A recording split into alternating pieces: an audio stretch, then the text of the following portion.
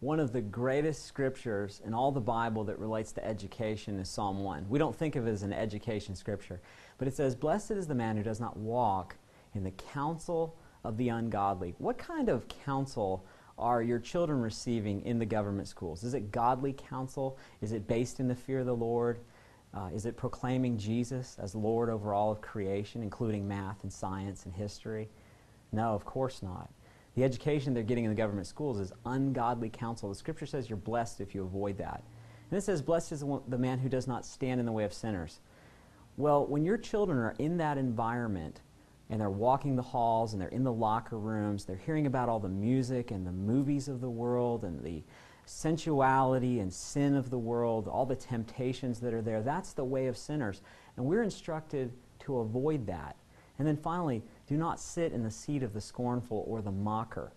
Children in these schools develop an attitude of resentment toward authority, towards parents, towards teachers, and that is something that we're told to avoid. So if we had nothing else in the Bible except the first couple verses of Psalm 1, I think it tells us definitively that government schools are out. They're not an option for Christians. But here's the antithesis of that.